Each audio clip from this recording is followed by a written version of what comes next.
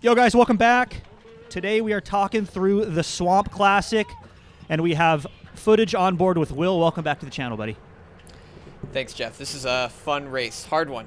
This is like the first big race, maybe in the States, right? Like definitely on the East Coast. This is in Florida, right? The Swamp Classic. Yeah, it's a good East Coast season opener. Nice and warm.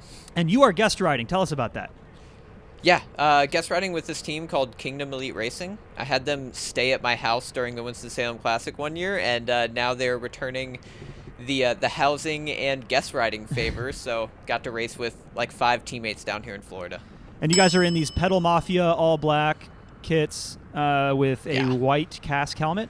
Right. Nice preseason kit. Kind of matches with my Miami Knights preseason as well, so worked out aesthetically. Yeah, it was kind of clean, that blacked out look. But anyway, you had like 7 teammates in this race, and this is the third and final stage. So a lot's happened up to this point. Let's talk about that. Starting with the time trial, right? Starting with the road race, I had a teammate get into the late breakaway.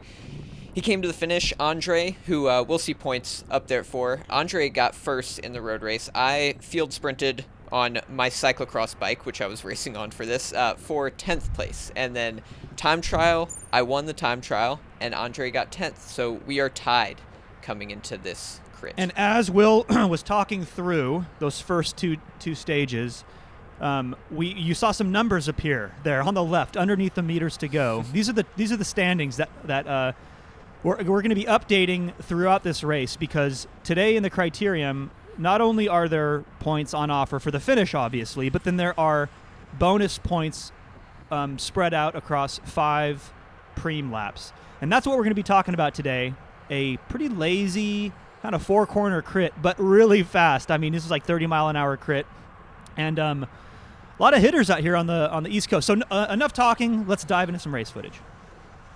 All right, jumping straight in here. Will, coming through the first sprint point.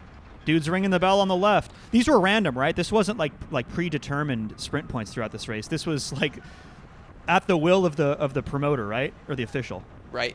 Full preem style. He just brings it whenever he wants to see some action, and he's going to get that action. I just had to move up there right next to Taylor, who's in 3rd for the points, so I've got to keep my eye on him and go for these points the best I can. Dude's riding the grass on the left. See that? The Swamp Classic, riding on the grass. Can I complain really fast though? Is that all right, Will? If I complain as you're moving up here, always free, positioning yourself. I don't like when there are consequential preems, or in this case, consequential like omnium points that are just up to the discretion of somebody on the side of the road, like the official, the promoter, whoever it is, because it can't be impartial. Like for these, it needs to be like, okay, laps 5, 10, 15, and 20. That's the way I think it should be, because otherwise, like, I don't know, like you could just call it when like your buddy is in good position for the preem. And that's one thing that Legion did really good in their crit series, and then the Into the Lion's Den was like, it was just, they just called it out. Hey, these are the laps where the sprint points or the preem laps are going to happen. So anyway, you're moving up. Gaps are opening. What's going on? What am I missing here? Yeah, Taylor just hit it pretty hard there, and there was a gap that opened right in front of me. I had to take that down. The weird part about these points being random is you do have to be prepared like at all times, which for me is going to sacrifice a little bit of legs at the end. But right here on the first one, I'm pretty fresh. Everybody's pretty fresh. I'm going to have to, do some work to get the most points I can here. And you're seeing it's a lot of work just to stay in the front of this race. And you mentioned Taylor. We should probably introduce Taylor. He's sitting 3rd overall. He's that rider on the with the pink armbands. This is an early sprint, dude. Are you just sending it? Yep. Yeah, it's downhill, a little tailwind there. I had, or maybe it's slight crosswind, but it's fast. Like I knew if I got a gap, and it felt like I could get a gap easy, which I did. Well played. I could get a little bit. That's like that the Alviso sprint, which is slightly downwind, and it's really fast, and the key is always just to go early. So well played. They just rung the bell again, though, right? Like, you're off to the races here. Like, amazing. This is to your point earlier, is like, you just never know when this is coming. And Taylor, by the way, is in your draft now. So he's made it back across to you. And I see that your powers come down smart. You don't want to just lead him out, right? He's 3rd overall. He's a big threat. Right. Even if we got into like a breakaway, that's the guy I don't want in the breakaway with me. Right. You know, like He could drive it if he wants. that's Like, I'm sure you're happy letting him come across. But it's important that is in an Omnium, like you just finish in front of him, right? Like that's all that matters. So letting these other riders go doesn't really matter. absolutely. Yeah, I've got the advantage coming into this, so I'm going to be as stingy as I possibly can, except for watching Taylor. I'm not going to let him go, and I'm going to be, like, tied to him as much as I possibly can. Right. It's like, if you guys watch, and I'm going to compare you with World Tour athletes right now, Will. But when you guys watch, like, the Tour de France or something like that, you'll see a funny race within the race, right? There's, like, a GC race, and then there's a stage win race. And it's very similar to what's going on now, but I don't want to over-talk what's going on here because your teammate's taking the front to close this down for you, right? This is your teammate in front. Yep, teammate Troopy here. He came around pretty good, and I was able to hop on his wheel. This is perfect. This is a long way out, though. Like, this is almost a kilometer, maybe a little less than a kilometer, so he's got his work cut out for him. I'm in his draft doing, like, 300 to 500 watts, so he's doing a lot on the front. There are those guys off the front there, and he's just going to pull them right on back for me. But me being second wheel here, I can't see Taylor, and I don't know like where anyone else is or when they're going to attack. So I really got a feel for that little lull whenever Troopy runs out of gas and modulate from there. Yeah, I'm not sure I totally agree with this one, Will, because like those three riders who are off the front, they're not a threat in the overall, right? So like letting them go and just take up all the points. By the way, it's 5-3-1 for first, second, third respectively. Like that's okay with you because you just want to neutralize all the points on the course as long as you're leading, right? But he kind of puts you in a position where you were forced to sprint, and awesome, like you even pad your lead. So it was a risk reward situation. It worked out for you, but I would have been fine just like, hey, don't bother chasing those three guys. Just let them take up all the points. But in this case, you guys can see the points are now updated once again, and your lead is padded overall. Let's fast forward a bit to the next sprint. All right, Will, a couple laps later, there he is ringing the bell, and you're a little bit caught out, huh? Yeah, I'm a little panicked here. I tried to recover from those last two sprints, but now it's go time. Like, I got my heart rate down a little, and now I've got to get back up, make all those positions up, and be ready for a sprint at the end. Luckily, that first corner dropped me right onto Taylor's wheel there on the right.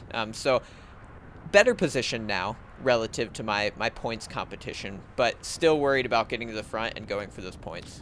This is an interesting situation when you're here. I mean, you were next to Taylor a second ago, and I would even if you find a good place to move up, I would still maybe even just I just want to keep an eye on Taylor. That looks like what you're doing. He's still there on the right, pink shoulders, District Taco.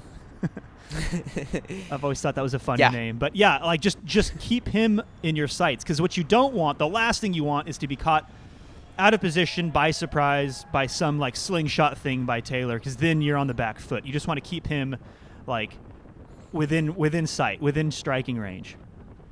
Yep, absolutely. And at this point, I'm at the front. It only took me 2 corners, so I know Taylor's going to be behind me. There's kind of a swarm going on there. I'm pretty comfortable in this position, but I'm going to take a little wind, and I'm not pedaling hard enough, but worth it. I want that opening. Worth it for the position in the opening. This guy on the left is grinning. I don't know why. It's kind of freaking me out a little bit.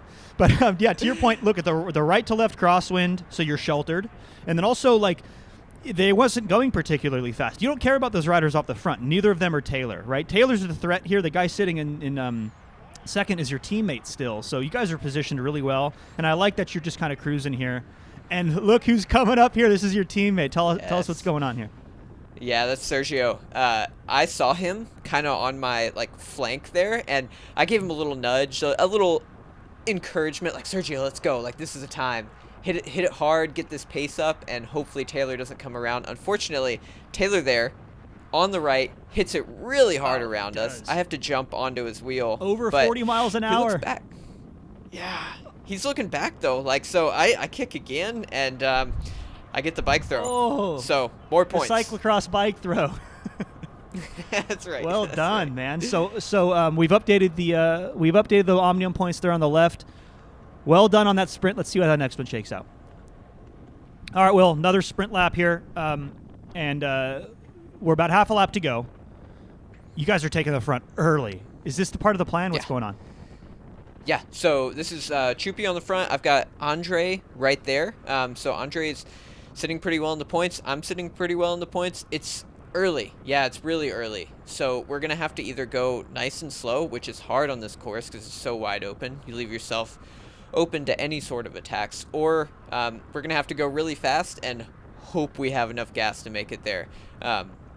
Yeah, I don't know. Jeff, what would you do in this situation? Where would you have wanted to take it up? Well, I think it's okay that you have two teammates, but you guys just can't burn yourselves up too early. The big problem you could run into here is if, like, these two guys in front of you are just too excited, go too hard, and then leave you stranded at, like, 500 meters to go. And it looks like that's what might be happening, because that first guy is already peeling off, but you guys have, like, 800 meters to go, or even a kilometer to go. And it just seems like it's a little bit too fast. Now, with a fast sprint like this, you do want to take it up earlier than usual. But, I just want to make sure that this rider in front of you just keeps it in his pants. Like, you want to go just fast enough where nobody attacks over the top and no faster. But it looks like you guys are just overpowering everybody. I mean, you got a strong squad. So he was able to bring you exactly where you needed to go. And, but Taylor snuck one in on you on the right there, huh? Yeah, Taylor slipped in. He said he was, like, dodging our view in the back there, and he did it pretty well. I mean, I got third there, so didn't lose too many points, but he did a good job of attacking, like, right at the right moment for us. Seems like it caught you by surprise. I mean, it caught me by surprise a little bit. For one, probably because the rear camera's a little cloudy. But also, yeah, like, he did a really good job to sneak in there and rob a single point from you. Or, no, sorry, 2 points from you. But right. But you still have a comfortable lead, as you can see on the left. Let's see how the last sprint shakes out before the final. All right, final sprint point. Walk us through it, Will. 2 riders jumping across to it. Looks like a lead group already, and is that a teammate? Yeah. No, that's not my teammate. I just got, like, dropped off on this dude's wheel as I was moving up. Decided to take the ride, and had to spend a little energy, but he's going to bring me up to this little attack group. Something's going on here on this last sprint lap, but I didn't fully understand it. Just following wheels wherever I get them, and it led me pretty far up front here. Yeah, none of these guys are Taylor, so, like, you didn't necessarily need to follow this rider, but I always say, look, if there's somebody who's just going to be out in the wind, like, pushing super hard like that, you may as well follow, right? Like, it's a free ride in the draft, so I think that was the good move. Now that's your teammate off the front, right? Yeah, that's one of our, like, Masters teammates doubling up on a race, and he's just dangling off. I'm not pulling that back. Like, I'm just going to let that go. Oh, yeah, he gives you the elbow. It's like, absolutely not. Now you have no motivation. Not only is it a teammate, he's also not a threat on the Omnium, and yeah, like, you are like, no thank you, sir. So you are sitting up now hard with, 800 meters to go until the sprint? Right. And it is so funny that nobody's coming around. We were going 40 here a couple laps ago. Now we're going 25. Yeah, fastest absolutely. part of the course. And you're just looking around, right? You're like, where's Taylor? Where's Taylor? Where's Taylor?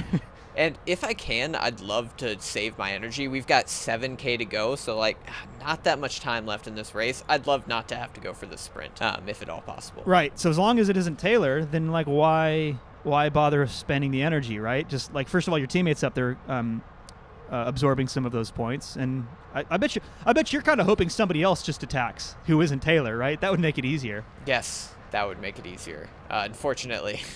But there goes Taylor. Oh, man, he hit hard. Yeah. I have to hit some pretty big watts just to, like, get on his wheel, and barely got him for the bike throw for, like, second place there. Well done. Points are fine. Going into the final sprint now, I guess, with tired legs. Tired legs, but you have a very solid 14-point buffer on your primary competition and a 12-point buffer on your teammate who's sitting in second place currently. It's the other finish plays out. All right, well, let's talk about the finish of this race. We're 3 kilometers to go. This race is going to be over in, like, 4 minutes or so.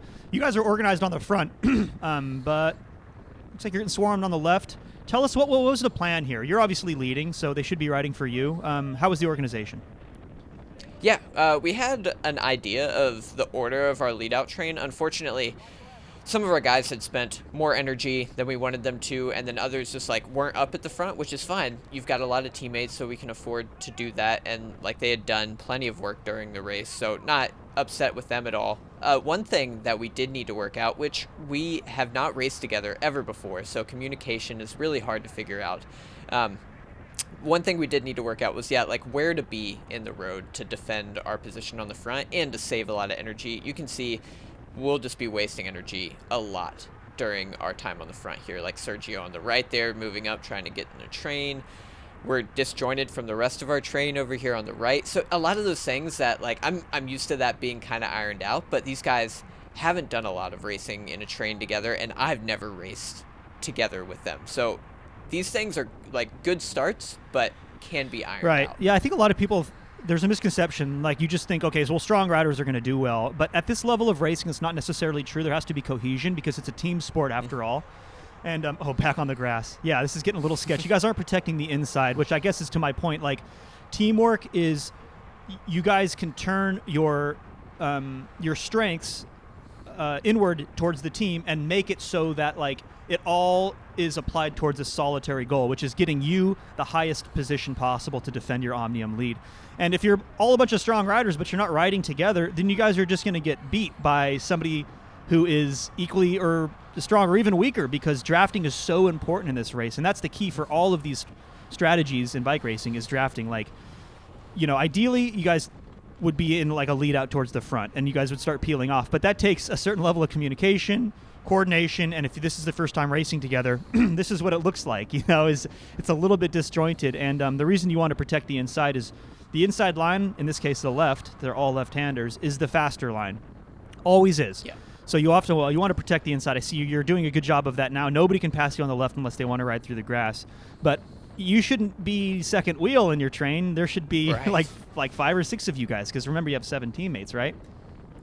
Yeah, this is a long way out, and I'm kind of realizing I'm going to have to start floating through the peloton at a certain point during this. Like, Carlo's not going to be able to make it the entire lap here. So I know I need to stick on his wheel, but once he cracks, I'm going to have to, like, figure out good wheels to get on. And right here on the right, there's a big attack. You can see in the rear view, there's actually a crash back behind, which will hold up Andre, my other teammate. And yeah, now I'm just floating on my own. I don't know where any of my guys are.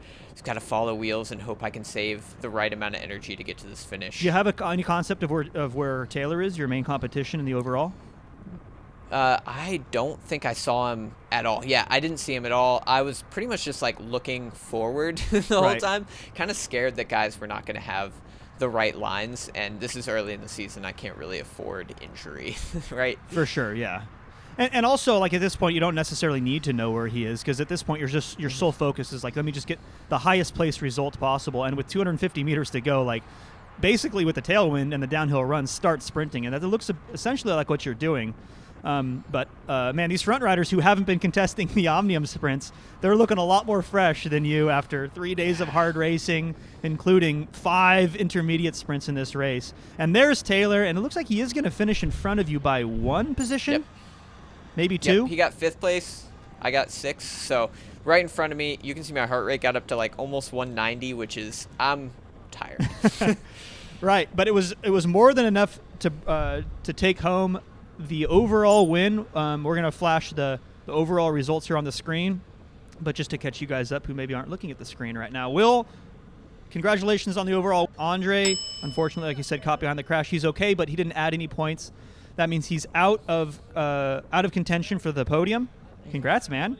Must feel good to open the bank account, the season opener with a win. More than I can say. Yeah, it does indeed.